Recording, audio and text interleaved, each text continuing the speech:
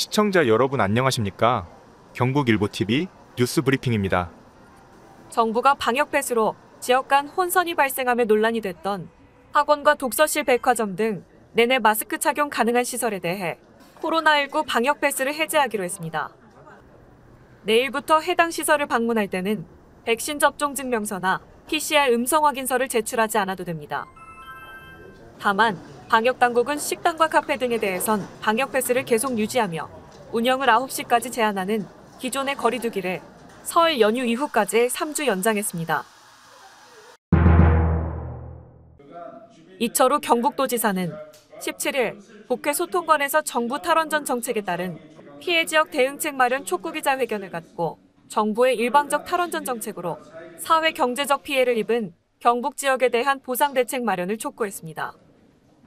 이날 기자회견에서는 정부의 탈원전 정책에 대해 지역 주민들의 고통을 알리고 정부에 대한 대안 마련을 공동 요구하기 위해 경북 지역 국회의원 및 원전 소재 시장 군수들이 자리를 함께했습니다.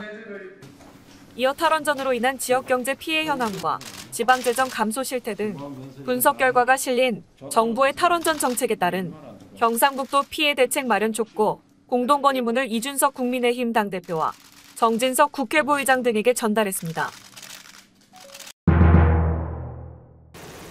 이철우 경북도지사는 지난 14일 최병암 산림청장과 함께 헬기를 타고 지역에서 소나무 재선 중병 피해가 가장 심한 안동 지역 항공 시찰에 나섰습니다.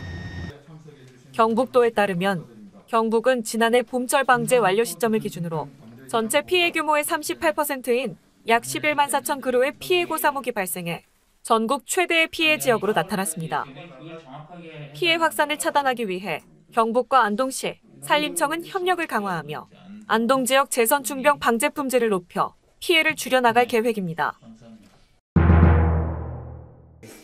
포항 지진의 최대 피해 지역인 포항 흥해읍 일원에 대한 전선 지중화 사업이 추진됩니다. 포항시는 지난 14일 한국전력공사 대구본부와 2021 그린뉴딜 전선지중화 사업 협약을 맺고 흥해특별재생 사업의 성공을 위해 협력하기로 했습니다. 이 사업은 문화페스티벌 거리 조성 사업과 행복도시 어울림 플랫폼 건설을 병행 추진해 도시 미관 개선으로 지역의 활력과 주민들 삶의 질을 향상시킬 프로젝트로 산업통상자원부의 지원을 받아 총 사업비 39억 4천만 원을 들여 2개 구간으로 나눠 추진합니다.